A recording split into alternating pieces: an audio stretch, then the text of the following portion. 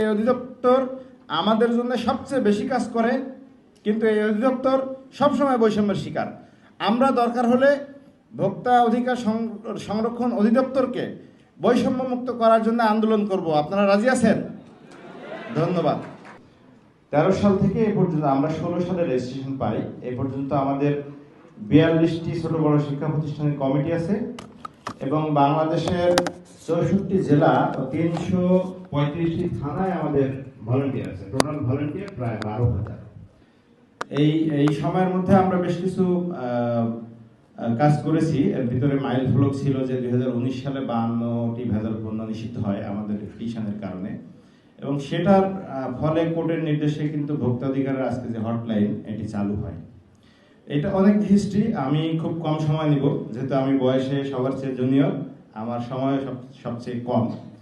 ভোক্তা অধিকারের সঙ্গে আমি এই যতদিন কাজ করেছি এর মধ্যে কিছু বিষয় লক্ষ্য করেছি যে আমরা যখন কাজ শুরু করলাম যে তরুণদের ভিতরে অধিকার সচেতনতা তৈরি করা। একজন তরুণ যদি তার অধিকার সম্পর্কে সচেতন হয় তাহলে সে তার জীবনের প্রতিটি ক্ষেত্রে অধিকার বুঝে নিতে পারে।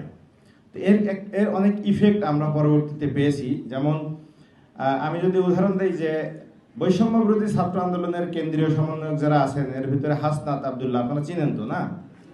হাসনাত আব্দুল্লাহ ফার্স্ট ইয়ারে আমাদের সংগঠন করতেন, তো সে ফার্স্ট ইয়ার থেকে অধিকার সচেতন ছিলেন। আমাদের সেই সিলেট কৃষি বিশ্ববিদ্যালয়ের সভাপতি ছিলেন রকি, এখন আর্মির ক্যাপ্টেন। আমি দেখলাম সে 18 তারিখের পরে তার প্রোফাইল লাল করে দিল।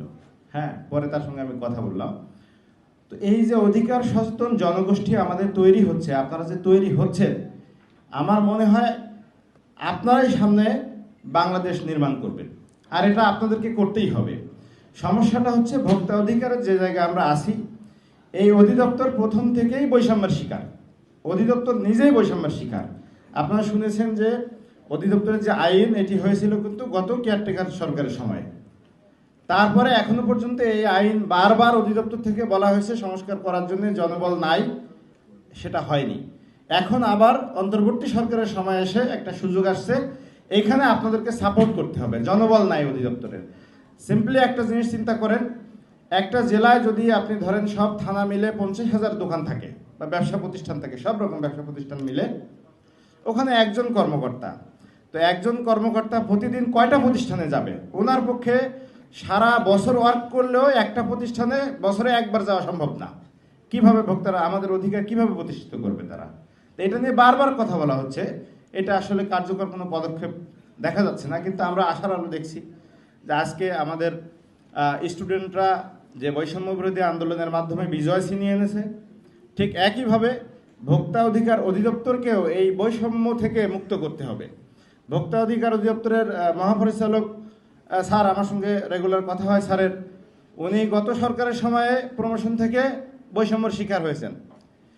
এই সরকার আসার পরে যেটা হয়েছে, এখানেও উনি বৈষম্যের শিকার হয়েছেন। তার মানে হলো এই অধিদপ্তর আমাদের জন্য সবচেয়ে বেশি কাজ করে, কিন্তু এই অধিদপ্তর সবসময় বৈষম্যের শিকার। আমরা দরকার হলে ভোক্তা অধিকার সংরক্ষণ অধিদপ্তরকে বৈষম্য মুক্ত করার জন্য আন্দোলন করব। আপনারা রাজি আছেন? ধন্যবাদ।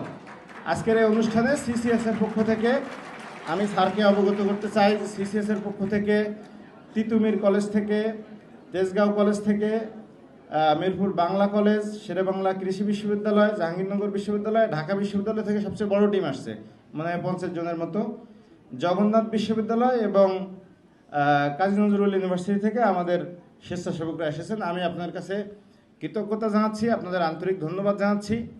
আমরা ভোক্তা অধিদপ্তরের সঙ্গে সামনে একত্রিতভাবে কাজ করব, কিন্তু একটি বিষয় খেয়াল রাখতে হবে। আমি যেটি দেখলাম যে বৈষম্য বিরোধী ছাত্র আন্দোলন যেটা, এই আন্দোলনের কিন্তু অফিসিয়ালি জেলা বা থানা এইরকম কমিটি করা হয়নি, তাদের অথরাইজড কোনো কমিটি নাই। কিন্তু বিভিন্ন জায়গায় এই নাম ব্যবহার করে টিম করে নানা রকম অ্যাক্টিভিটিস করা হচ্ছে, সেখানে ভালো কাজও হচ্ছে, অনেক খারাপ কাজ হচ্ছে, যেই কারণে বৈষম্য বিরোধী আন্দোলনের অনেক বদনাম হচ্ছে। আপনাদের কাছে আমি রিকোয়েস্ট করব এবং ডিজি স্যারকেও বলবো, যদি বৈষম্য বিরোধী আন্দোলনের ব্যানারে স্টুডেন্টদেরকে আমরা স্টুডেন্টদের সাপোর্ট নিতে চাই, তাদেরকে কাজে লাগাইতে চাই, তাহলে বৈষম্য বিরোধী আন্দোলনের নেতা যারা আছে তাদের কনসার্ন নিয়ে তাদের অ্যাপ্রুভাল নিয়ে করাই ভালো। না হলে আমরা অন্য ব্যানারে সাধারণ ছাত্র হিসেবে আমরা অধিদপ্তরের সঙ্গে সবসময় আসি। আপনারা আছেন তো? সবাইকে ধন্যবাদ। সবশেষে আমি আর একটা জিনিস বলবো, আজকে আপনারা যারা এখানে এসেছেন এই অনেক সময় দিচ্ছেন, তার মানে হলো ভোক্তা অধিদপ্তর নিয়ে, ভোক্তার অধিকার নিয়ে আপনারা সচেতন, এটা প্রমাণ হয়, তাই তো? ভোক্তা অধিদপ্তরের যে সমস্ত অ্যাক্টিভিটিস আছে এই সমস্ত অ্যাক্টিভিটিসে আপনাদের ইনভলভমেন্ট আমরা আশা করব এবং আমার মনে হয় যে আপনারাও দাবি রাখেন। আমি যতদূর জেনেছি ভোক্তা অধিকার সংরক্ষণ অধিদপ্তর থেকে ইন্টার্নশিপের ব্যবস্থা করা হয়েছে। আমি ডিজি স্যারকে রিকোয়েস্ট করব আপনাদের পক্ষ হয়ে যে যারা কনজিউমার রাইটস নিয়ে সচেতন, যারা কাজ করে তাদেরকে এই ইন্টার্নশিপের সুযোগ দেওয়া হোক। আমি সবশেষ আমরা এর আগেও রাজশাহী আপনারা দেখেছেন প্রেজেন্টেশনে রাজশাহী, জাহাঙ্গীরনগর আমরা অনেক বড় বড় প্রোগ্রাম করেছি, 1500 স্টুডেন্ট নিয়ে প্রোগ্রাম করেছি।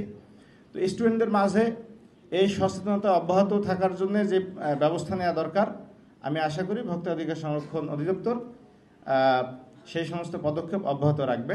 সবাইকে ধন্যবাদ। আন্তরিক ধন্যবাদ।